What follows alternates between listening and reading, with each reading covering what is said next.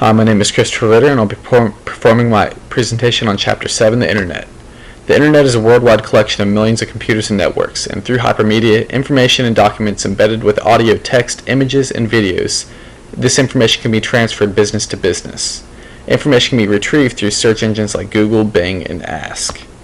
And there are many services provided by the Internet in use for businesses like email, newsgroup and discussion groups, instant messaging, travel logistics, high school and college education programs, real estate, employment, financial institutions, software distribution, healthcare, politics, current events, entertainment, media, and shopping.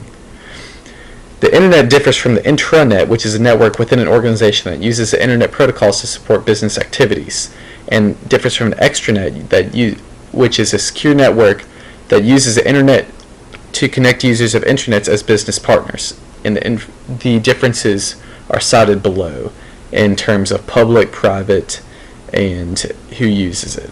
Thank you.